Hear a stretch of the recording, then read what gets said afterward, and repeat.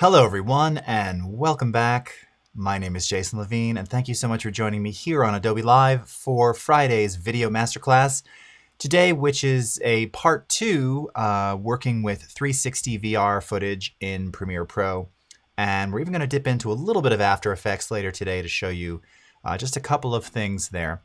So as always, we're coming to you live on behance.net/Adobe Live. That is where the chat is happening. So if you're following along on Twitter, Periscope, or on my YouTube channel, if you want to be part of the live conversation, please join us over at behance.net/Adobe Live. And we've got a bunch of stuff to cover, hopefully end a little bit early so I can go through some of the daily creative challenge submissions. Now, I wouldn't normally mention this here, but today was the last day of the challenge, day 5. So we've had a full week of video daily creative challenges and the submissions have been awesome. Just wanted to pull up that if you haven't already registered or maybe you just haven't had time, didn't even know it was happening this week, here's where you need to go. And as I mentioned on the DCC earlier this morning, even though today's the last day, you can still submit challenges. You can still submit your work, and everyone in the Discord will be able to answer and respond and give feedback, and it's awesome. And that's bit.ly/PR Discord. But where you want to go for the challenge, behance.net/challenge/premiere. And in fact, right here, when you do the join the community chat, this will give you the link to sign up for the Discord Premiere server if you're not already a part of that. And here's where you can download, again, all of the various files and things that we used. I even created a specific tutorial playlist for this week's DCC called Toots in Under 5. It keeps making me laugh every time I see it. And so if you go to my YouTube channel, youtube.com/Jason Levine video, you can see that each one of these, they're super short, all right? The multicam sync one is the longest, it's 5:05. But all of them are under 2 or 3 minutes. And it's just specifically about what the sort of topic was for that day, for that challenge, okay? But it's just the workflow of doing just that one thing. So really specific, in and out, show you what to do, and then you can start playing around with footage, all right? Sweet. So who have we got in here today? What's up, Robzilla? Great to see you, man. Wade Acuff, JD, good to see you again. Uma Korn, great to see you too. Flavio, Casimano, Adil, Mayan Gabriel, hola. Ibrahim, great to see you. Cal. All right, Steve, Reverb Mike, welcome back. Wade Acuff, Jason Hess, what's up? And we've got Desiree and Good Vibes Only 2020. It's your first day on Periscope. Welcome. Welcome to the stream. Jay Hunt, Luba Jacobo. All right. And we've got Bill and We Enjoy over on my channel as well. So nice to see you all. All right, so let's go ahead and dive right into Premiere and kind of pick up where we left off. Now, one of the things that I talked about briefly last week, and this is something which still comes up less frequently now because I think more cameras are doing it internally because of the issues with the sort of V1 of VR cameras and footage, is that Premiere Pro nor After Effects, we do not do the stitching. So when you shoot 360 VR, and what you're looking at on my screen here, let me make this full screen for a second. So I mentioned I have the V1, super old now, version 1 of the Samsung Gear 360 camera. It's 4K. You can see even just by this image, I mean, it shoots really, the glass is quite lovely. It shoots really, really nice, clean 4K images, static and moving, I mean. But this is what the raw, unprocessed media looks like. So what happens is, now in the case of that Samsung, and this is a couple years already, so I think they have a new app or they do something else to stitch it together.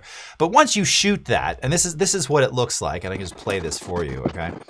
So obviously we're seeing sort of like the front and the back view of the camera, but then all around. This is the raw, this is what it looks like raw. So then you use a separate application, and in their case, when I did it, it was something called Action Director, which was only supported on the PC at the time, so I had to pull out my old Windows machine. And it takes those two spherical looking things and creates this equirectangular frame, which is what Premiere wants to use to be able to actually create proper 360 VR video, okay? So equirectangular is the conversion to format. It goes from this kind of dual cylindrical look, and we're going to talk a bit about some of these other options and doing conversions, because this is something that you actually can do in After Effects, like this, and then turning it into that equirectangular video, which is what you want, okay? Which, if we were to, this one on the right here, if I turn this off, now this is stereoscopic, but this is kind of showing you an over-under equirectangular stereoscopic frame. Now, if you don't have the stitching software, or if you don't stitch it, Premiere actually still lets you work with this content in VR. So let me just kind of show you here real quickly. If I were to take this on, now I don't recommend this, but I just want to show this to you because people ask it all the time. It's like, well, it can sort of work. We're just going to give it a try. So we're going to create a new sequence from the clip, all right? And then by default, it comes in looking like this. Now, this is obviously not what we want. Now, as I mentioned, if you go up to the sequence settings under the sequence menu here, in this case, you can see that it actually is already detecting this as VR content. Equirectangular, it is in fact monoscopic. Okay, so when we go into our VR viewer, it sort of works. Again, now it doesn't have the actual stitch. So what happens is you're going to get these weird, you know, not only holes, which you would get anyway, like here's the tripod that I'm using, right?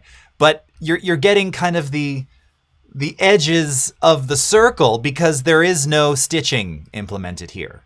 So we'll still let you kind of mess around with it. You could theoretically export this, but it's just not going to look very good, right? It's not going to look right.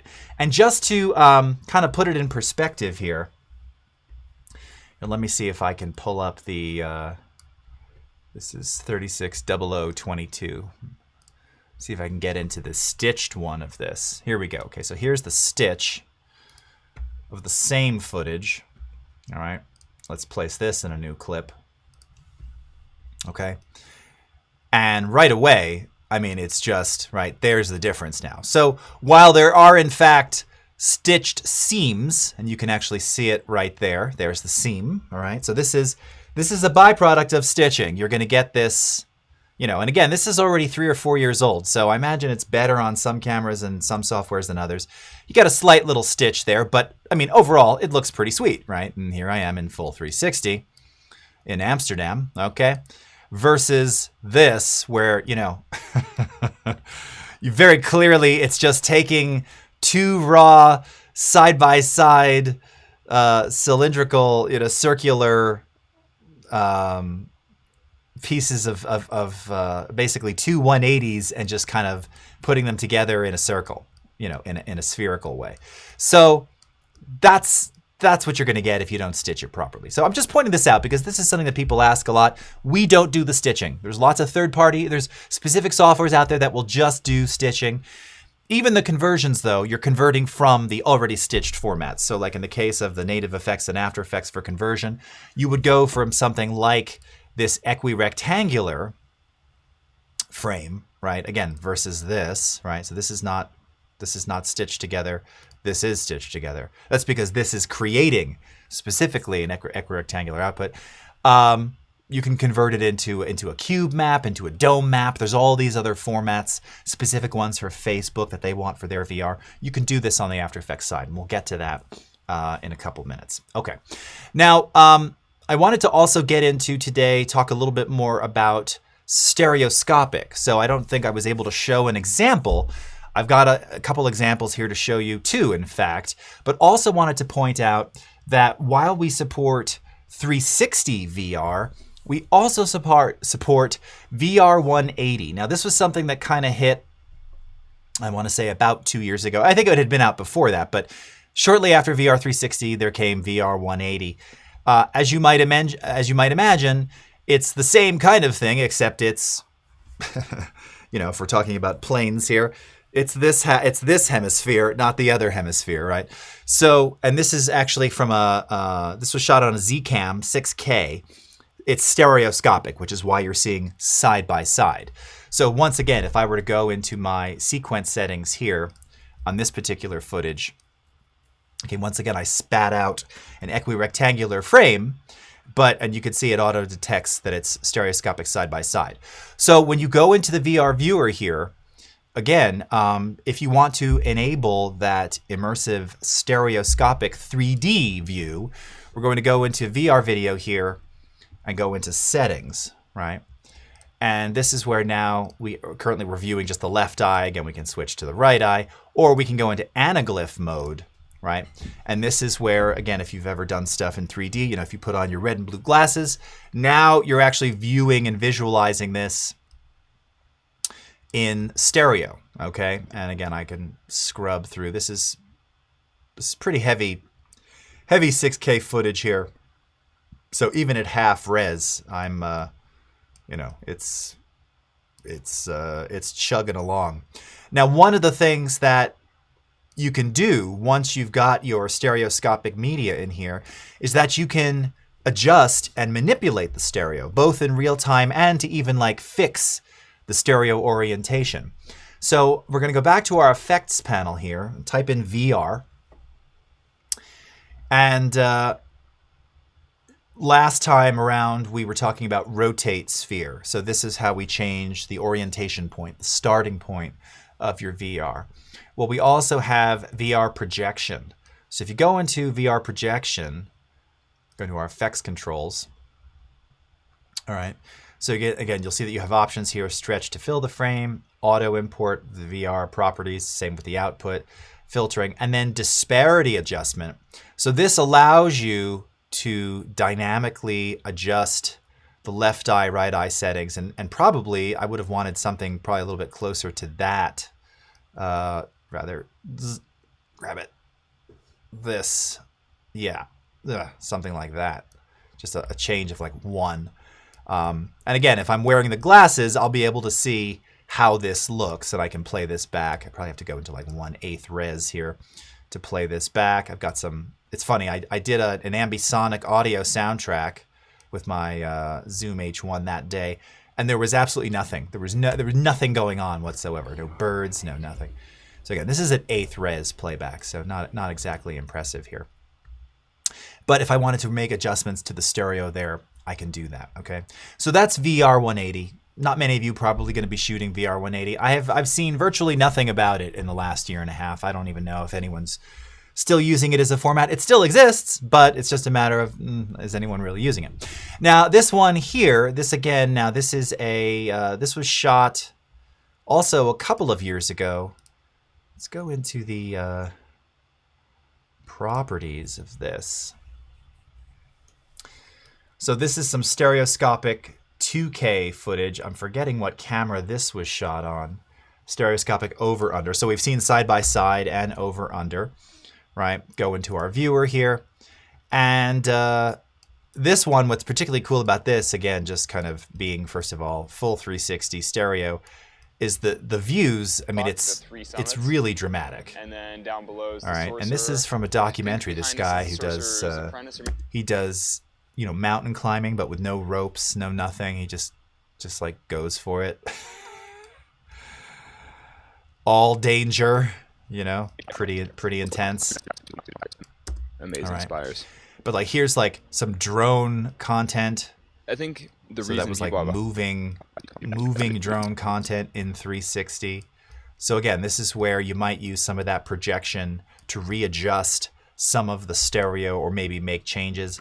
This also has an ambisonic soundtrack, and currently we're previewing this via the binauralizer.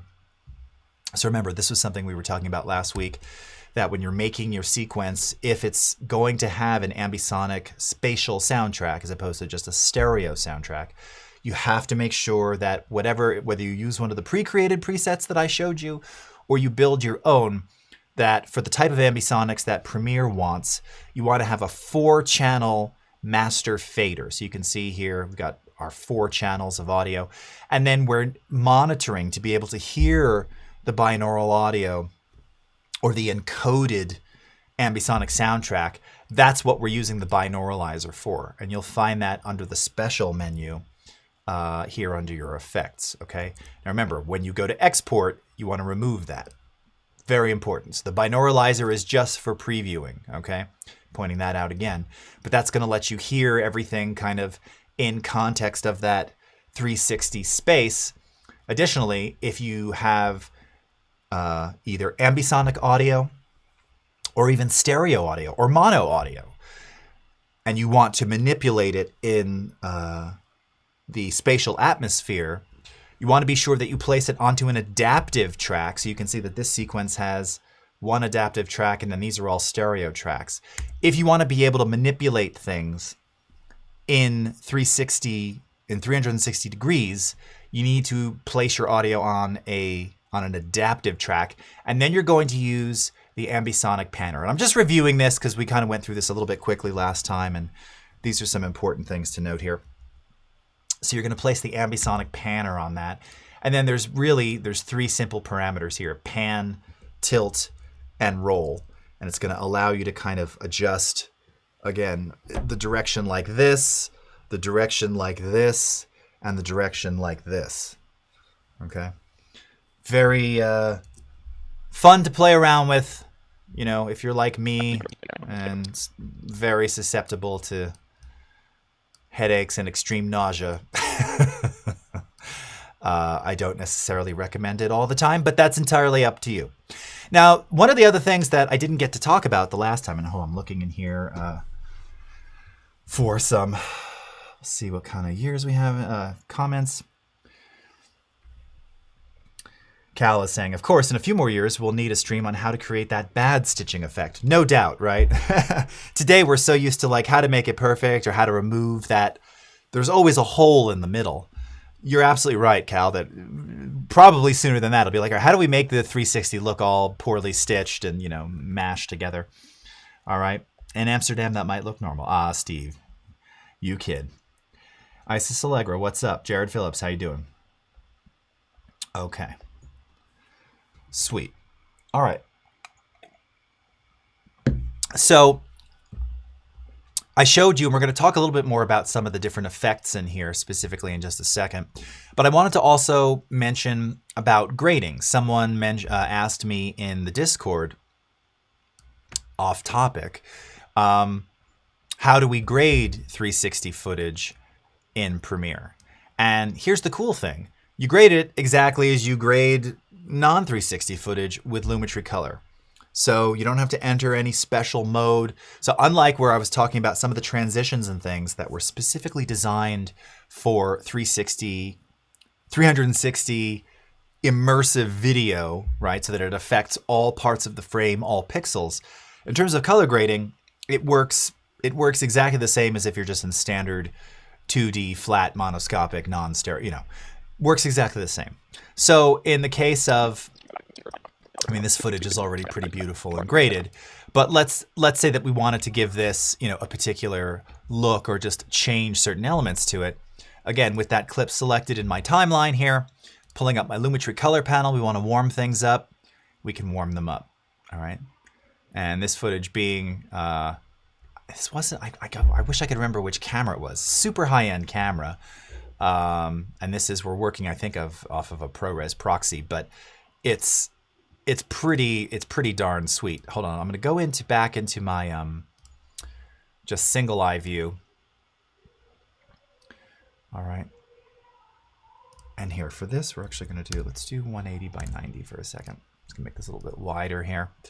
So again, all the things that you have available to you that you would normally do, you can do here. So if we wanted to, again, sort of bring down the highlights to bring back a little more detail in the clouds right there.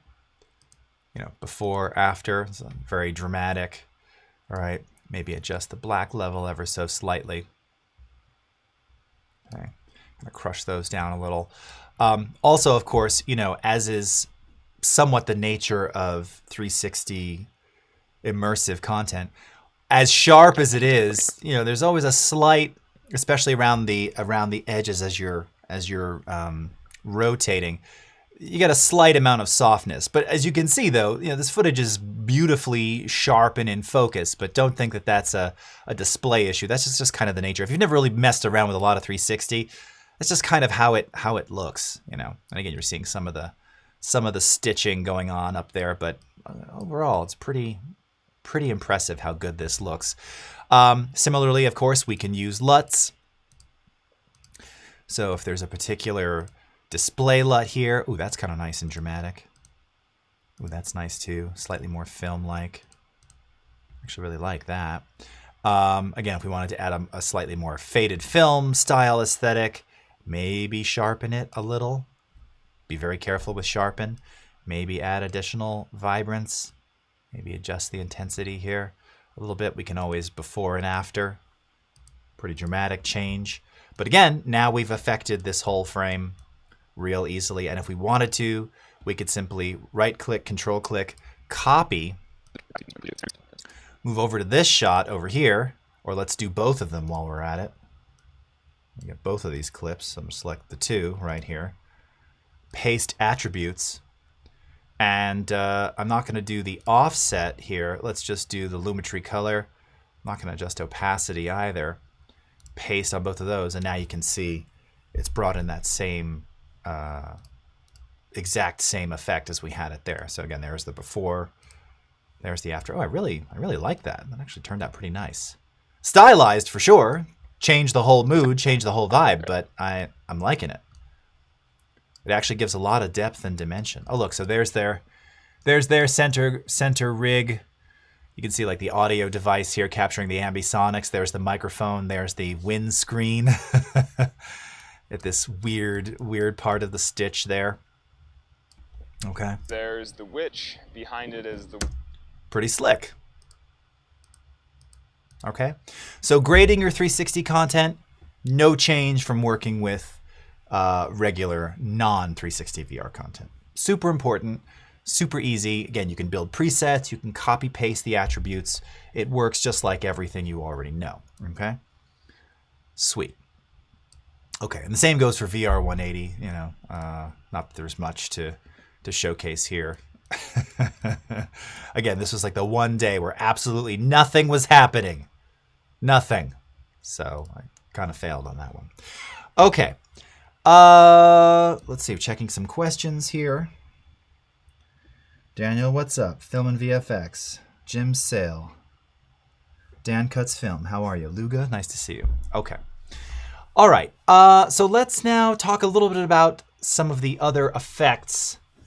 Because we didn't really get to show too many of those. We'll go back to Venice maybe for this one. Okay. So again, when you're working in 360 now, so here's our Venice 6K footage. Now you want to talk about sharp. This stuff is just like really beautiful. And I don't know, is there any, I don't think there's any, this has not been color corrected. So this was like right out of the camera. So it's pretty beautiful stuff here. All right. Again, there's the center right there. They did a pretty good job. Whatever they did with this, it looks really good. Okay. So we have this whole series of VR effects, which can be used for sort of transitional elements or just literally as sort of like effects processes. So in the case of maybe transitioning from one shot to another, maybe we could use something like the digital glitch. And I'm just showing these off because you probably wouldn't just stumble upon them. And they're kind of fun, kind of cool, kind of modern and timely. I happen to like this one because you see it a lot, especially if you ever watch a lot of gameplay videos. People use this as a transition style, but it can be cool for a number of things. So if I just go ahead and grab the VR digital glitch, drag it onto here, go into our effects controls. So right away you see that it gives you that, you know, glitchy, pixelated things falling apart kind of look. Super cool. Maybe it's not super cool. Maybe you despise that. I still like it, you know. I still think it's pretty neat. And it's really easy to use. So, of course, you can start with something like this. And then, basically, your control for the amount of glitch, your master control is right here under Master Amplitude. Okay? So you can see, and then you have separate drop-downs, so many options here for distortion, right? Color distortion, geometry distortion, across X, Y, and Z, distortion complexity. I mean, you've got a lot. Then additional transform settings for the distortion elements. sub settings. I'm not even sure what sub influence and subscaling is. And then separate settings for the noise. And then we have this random seed thing here. So again, this will kind of give it an even more glitchy, you know, momentary kind of look to it. You can get really specific with this. If we wanted to use this as like a simple like transitional element or something, maybe we started at the beginning here. So we could set a keyframe on the master amplitude here, all right?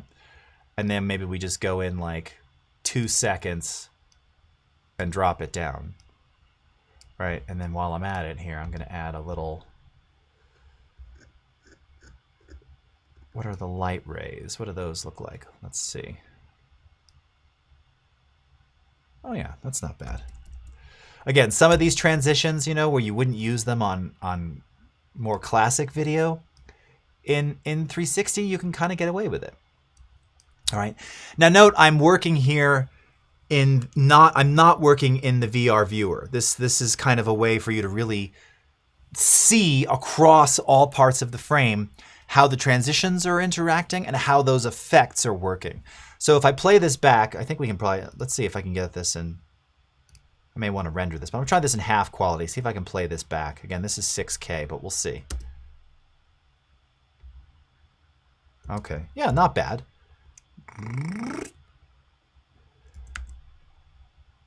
So you can see as it transitions through it. And I love how like we have this digital glitchy bird. That's actually really neat. So you see the bird up here in the frame?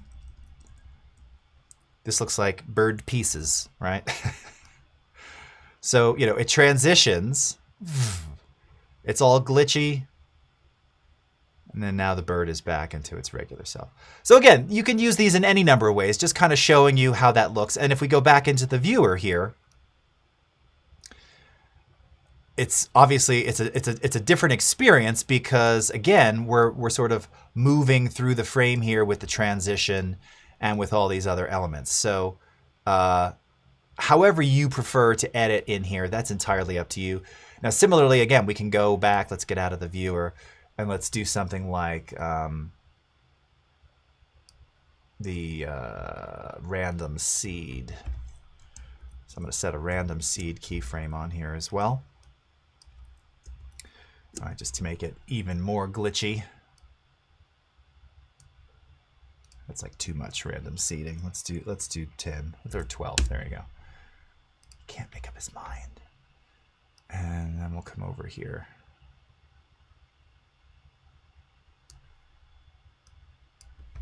All right.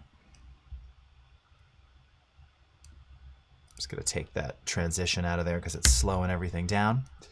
And let's play this back. And you can see the random seed just adds slightly blockier movement. It actually looks less smooth now. I don't even like that. So that's, you know, that's the benefit of trying these things out and go, nope, that sucks. Let's get that out of there. Let's just watch this. Much better. I like that. And it really comes together very smoothly. If you're kind of looking, like look at this post right here. It's nice. And again, I'm looking at the bird. Comes through really nicely. Okay? So, real simple implementation with some effects right there. Cool. Okay.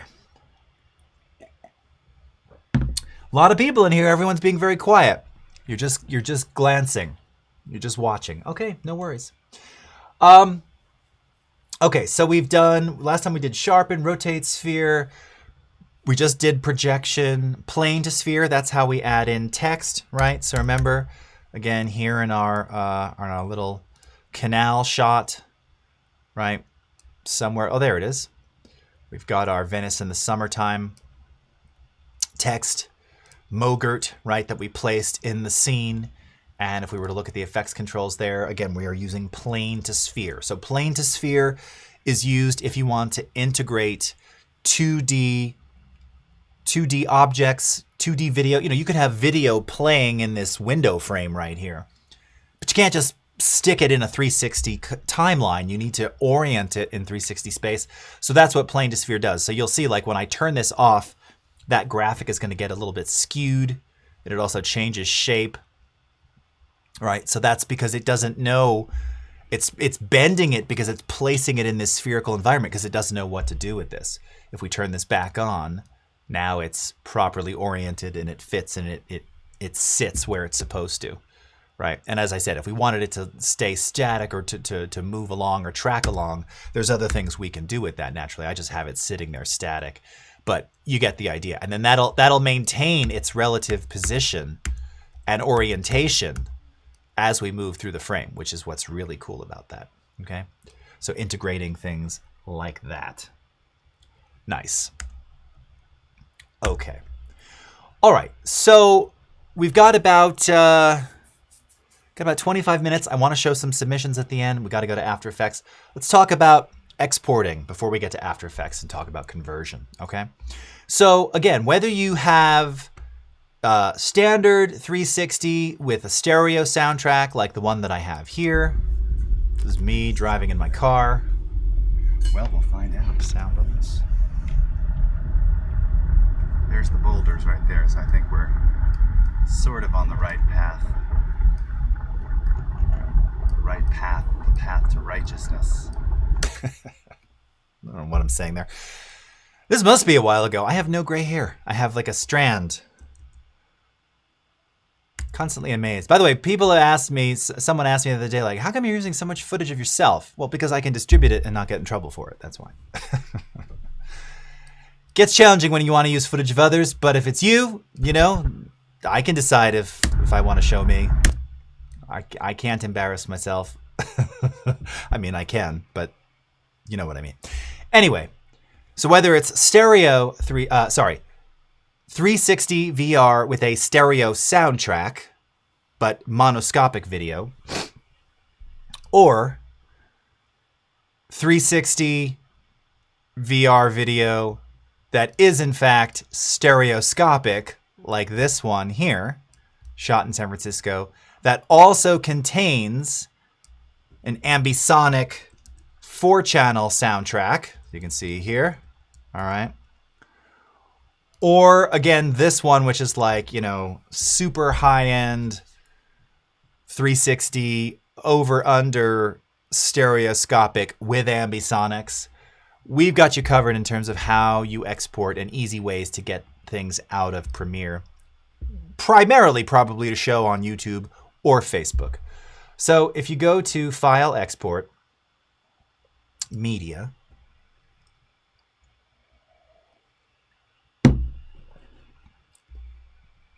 haha, you shouldn't be recording while driving. I wasn't filming. Camera was mounted. You saw, camera was mounted there. Okay, that's fine. Use offline media graphic. I don't know what that's looking for. I was holding the phone in my hand. That's true. But it was a dead road. There was no one on there. So, you know, we're okay with that.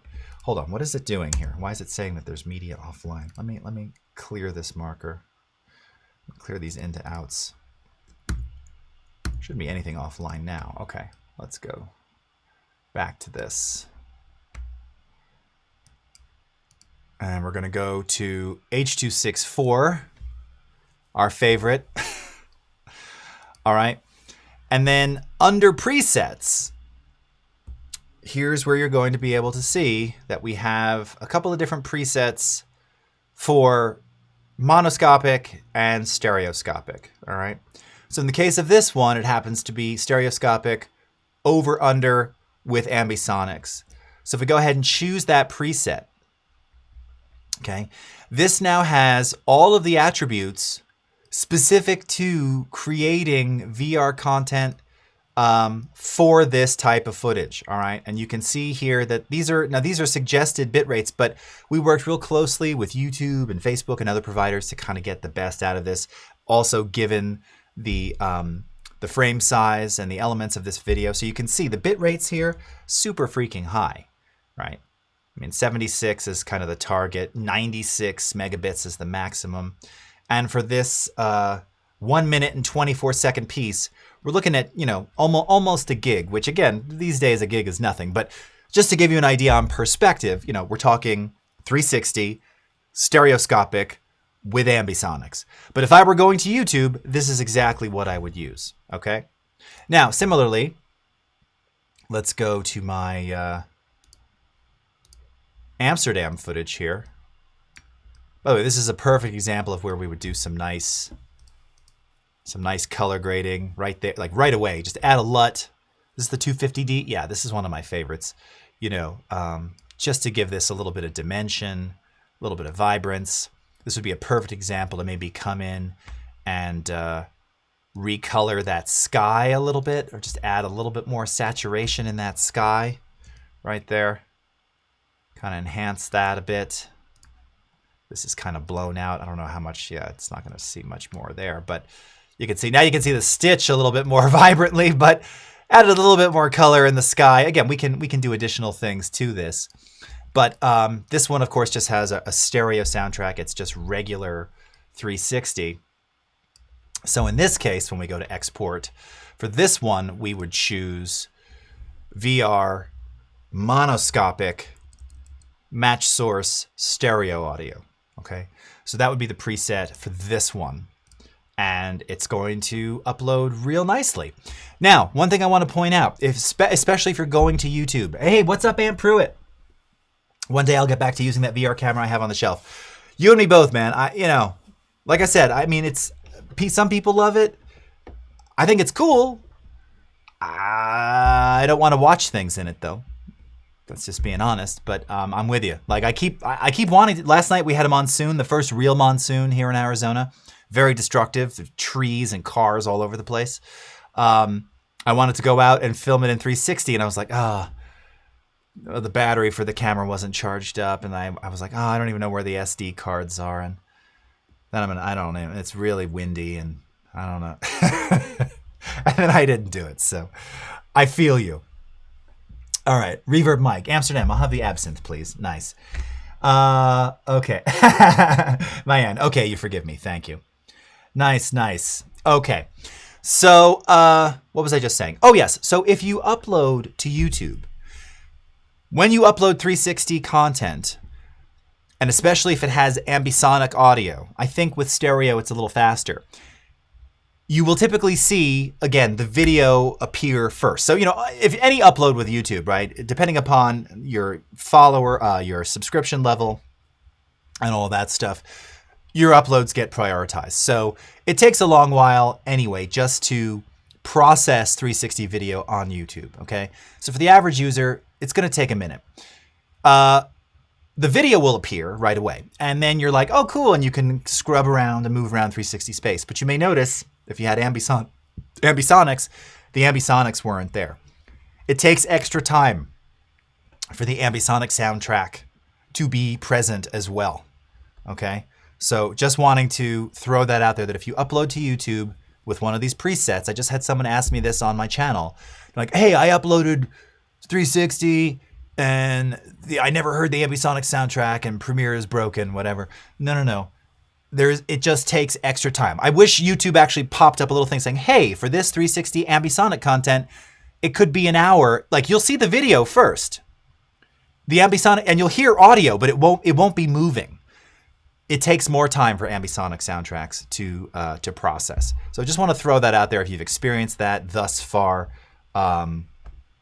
it's something to be aware of. All right. VR, kind of like the dragons in Game of Thrones. Will the dragons in the VR ever get here? Right. Greg Stecker, I'm in Iowa. Hurricane hit Iowa last week. I didn't have power for. Oh wow, man. Yeah, that's very intense. Hope you're doing okay there and people are safe. It was very scary last night. I mean, I'm a fan and a bit of a monsoon, a haboob aficionado, and I've photographed them many times. Snagged a few last night, but we've gone almost 100+ days of 110 Fahrenheit, and it's been about 115 for the last week or so every day. No rain, no monsoon, no nothing. I mean, we're almost in September. Normally we would have had 3 or 4 monsoons by now. So we knew it was coming. And this one last night, it just sort of rolled in out of nowhere. It didn't look like anything was going to happen. And then trees, I have several friends who are posting Instagrams, trees everywhere, cars overturned on the freeway. There's all this construction stuff all over the place. I mean, it was very destructive. We didn't have hail. Normally we get golf ball sized hail during the monsoon. There wasn't any hail, and the rain was minimal, which is a bummer because we're in the desert. And unfortunately, I was going to show you this picture. I took a picture of some of the ground in my backyard, which is deserty, and it looks like Martian terrain. That's how dry it's been. Like, it's all cracked and red, and it's kind of amazing, though. It's like the earth, but scary at the same time. Okay, so exporting, this is how you do it. There's presets in there. I don't think we have H.265 VR presets. Someone was asking me about that. You can make it. So you'll see here, you have this checkbox under the video tab. Video is VR. So I don't know if YouTube accepts H.265 VR. Again, depending upon where you're going, you need to check out the formats that they require. H.264 with those presets works on both Facebook and YouTube, so I can tell you that right away. But here's how you enable it for a file format that's maybe outside of those presets. Okay, there's actually a VR video checkbox right here. And I believe under the audio as well, if we go to one of the ambisonic ones, I think there's a multi-channel or an ambisonic checkbox there too. Or no, duh, of course not. It just detects it as ambisonic. But wait, I'm trying to remember what it says. Let me go into the preset here. Yes, okay, so it does in fact. So yeah, you'll see audio format will be AAC. All right, channels 4. Okay. Now again, that's going to get encoded. And notice there's this checkbox here, audio is ambisonic. So if for some reason it didn't detect that and it didn't check that, but you have an ambisonic audio soundtrack with your VR video, you want to make sure you check that box. All right, super important there. And again, for YouTube, they're already enabled in all the YouTube presets, but just be patient. If after a few hours, you know, it doesn't say it's still processing, you still don't have any ambisonic audio, hit me up on Twitter and we'll figure it out. But it takes time, all right? It takes time. I've waited as many as 2 or 3 hours sometimes for it to just pop up. So again, the video will be there, but not the ambisonic soundtrack. Okay, so for our last couple minutes here, Richard Newberry, climate change, hooray! Yeah, right. I know, sad. Let's bounce over to After Effects and talk specifically about sort of working with VR content here, and most importantly about conversions. So this is one of the things where you may have a desire to do, need to do. Again, maybe you're collaborating, maybe you're doing some work, doing some stuff, building out some video for use in a game or something like this. I had a friend who was doing something like that and specifically needed to convert this Gear 360 footage into a dome style or a cube map. I can't remember. I said, oh, yeah, you can do that in After Effects. Haven't done it in forever, but it's pretty simple. So here again is another clip of me in Amsterdam. By the way, for those of you illustrators and designers out there, this is the Hank Comics, super famous, well-known dude and location, comics and manga. Yes, indeed. I've been in there. It's a really awesome store. This is, you can get a good look at it right there. That's nice. All right. So this is, again, stitched footage that I shot quite some time ago. And if we go into effects and presets, once again, just type VR and it'll pull up all of the VR effects that we have natively in here. Now, there's many other things you can do. We're not going to go into them today. In fact, under the composition menu, under VR, there's this create VR environment. Maybe we'll do this again if requested. Very specific stuff here if you're doing a lot of VR sort of visual effects work and tracking and masking. You would use this. I mean, you don't have to do that, but you would use that to kind of set things up in advance, extract cube map. But here I just want to show you how to do a simple conversion from one VR flavor to another. So we're going to take this VR converter effect, and you can drag it right onto our, there's only the one clip in our comp, so we can just drop it right on there, and it'll open up the effects controls for you. Okay, so for our input here, we're going to do equirectangular 2:1. And for our output, now you can see we have a whole bunch of options here.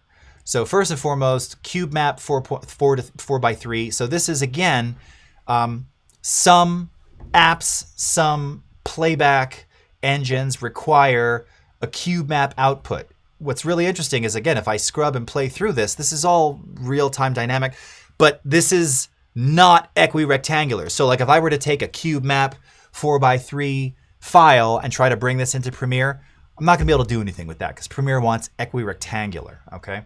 Similarly, if we go into the sphere map, right, you've probably seen this before. So this is just, again, another flavor that takes that stitched media, but this would be going into a player that knows how to interpret this, okay? There's the fisheye full dome. This is another thing, and you can see the edging is a little bit different there. So there's absolute difference between just a standard sphere map, fisheye. Then here there's some specific ones you can see for Pano 2 VR, Gear VR, and for Facebook, Cube Map 3x2, something like that, okay? And again, as you kind of scrub through these, this just kind of shows you how it's breaking up portions of the frame, like there's above, you know, there's below, there's my hand, right? Sort of half hemisphere, side, left side hemisphere, right side hemisphere. It's really neat the way this works. Then we have an equirectangular 16x9, very similar. Okay, but you get the idea. So you can run this. This also, by the way, allows you from within this view, you'll notice, sorry, I'm having like an allergy attack as I'm saying this. You can reorient the camera view. So just as I showed you with rotate projection on standard equirectangular media, if you want to change that orientation point, so we did that with the Venice footage, if you'll recall. Where is our Venice footage?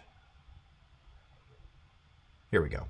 So again, with these guys here, right, we changed the orientation so that it starts on these creepy masked, I was gonna say, what are they?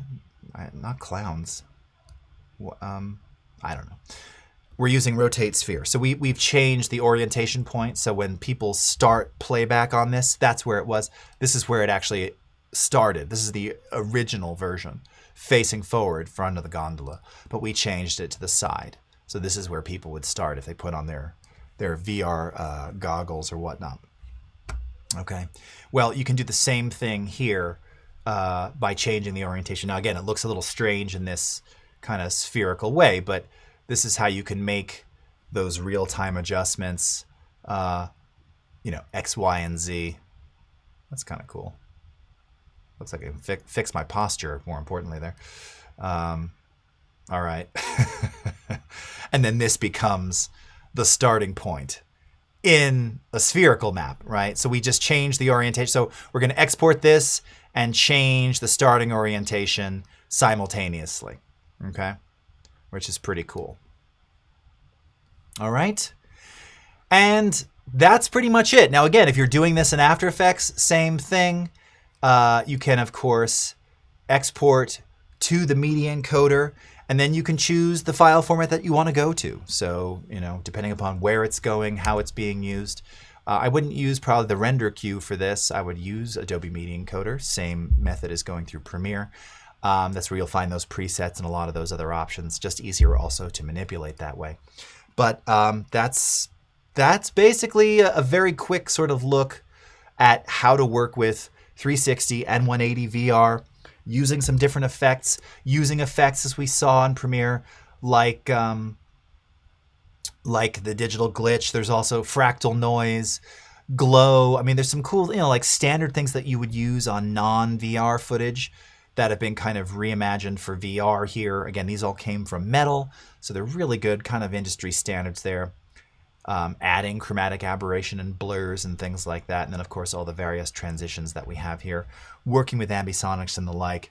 Once you start doing it, again, the nicest thing about it is in terms of cutting the footage together, assembling the footage, there's no difference than just cutting regular footage. And if you have a setup where you've got an Oculus or an HTC Vive or some other headset that you've tied to Premiere, I mentioned, I don't have it here, so I can't show it to you.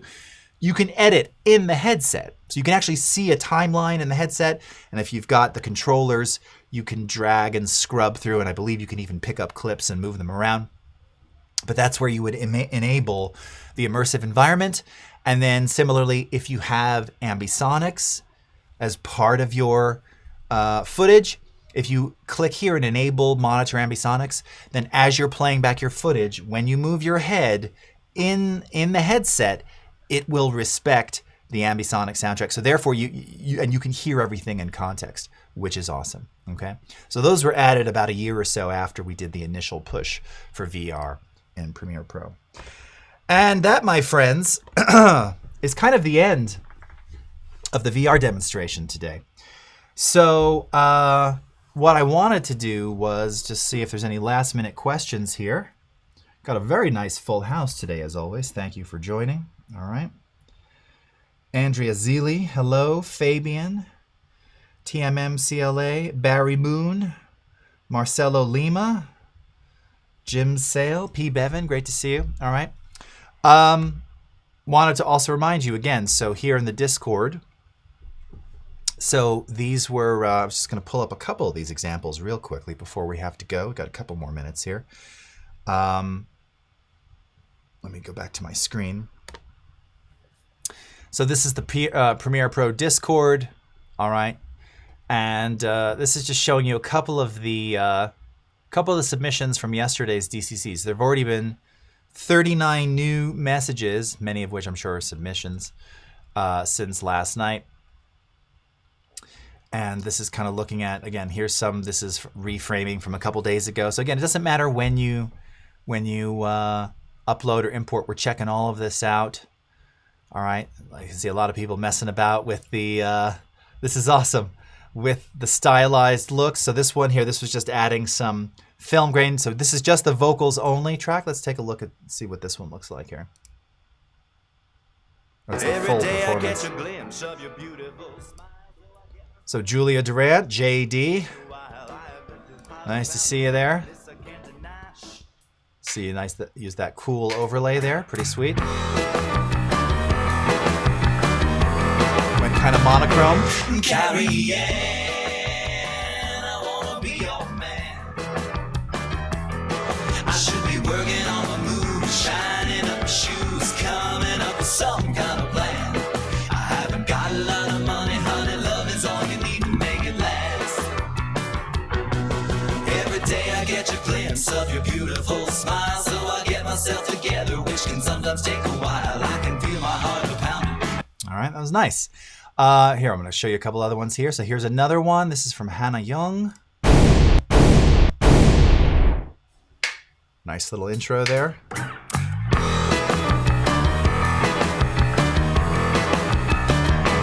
Carrie Ann, I wanna be your man. I should be working on my move, shining up my shoes, coming up with some kind of plan. I haven't got a lot of money, honey, love is all you need to make it last. Every day I get a glimpse of your beautiful smile. All right, so now here, I want to show you this one too. So this was pretty neat from Fast Eddie. Different approach here of adding a bunch of B-roll, because it's kind of hard to tell, you know, I mean, you can tell the story with 4 cameras, but admittedly the cameras, there wasn't so much going on. So this particular one was neat because he used some B-roll to sort of tell the story of the lyric, which is, as I mentioned on yesterday's DCC, actually a true story where I had seen this woman working in a college bookstore when I was still at university. And I don't know, I used to buy coffee there every day, or books, or I don't know what, I don't remember. It's a gazillion years ago, but we didn't know each other, and I just thought she was neat. So like anyone would do, I wrote a song about it, showed up one day with a Walkman, cassette Walkman, and said, "Hey, hi, Carrie Ann, I'm Jason. You don't know me, but I always buy stuff from you. And I think you're swell. And hey, I wrote this here. Listen to this." She puts it on. Stranger gives her like headphones, and it's this song about her. She never called me. Anyway, take a look at this one.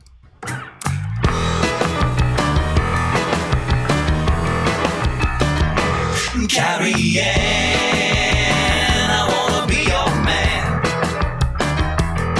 I should be working on my move, shining up my shoes, coming up with some kind of plan. I haven't got a lot of money, honey, love is all you need to make it last. beautiful smile. So I get myself together, which can sometimes take a while. I can feel my heart a pounding, and this I can't deny. I send live all the pieces from the sparkle in your eye. I wanna take a hold of you and rock you in my arms. Trust me, little darling, I'll do you no harm. Carrie Ann, I wanna be your man. I should be working on my move, shining up my shoes, coming up with some kind of plan. I haven't got a lot of money, can you find it in your heart to understand? So cool. Really neat, creative. I mean, this is the thing. I should have mentioned that yesterday. I didn't even say anything about it. So great. Really, really great stuff. So anyway, all right, my friends, that is all the time we have. So thank you so much for joining. Of course, you'll be able to watch the replays on Behance, on Creative Cloud YouTube, on my YouTube, and on Twitter Periscope. Be back next Friday with an audio masterclass. I think we'll be doing some recording. So until then, have a great rest of your morning, evening, afternoon, wherever you are in the world, and we'll see you again next time. Take care, everybody. Bye-bye.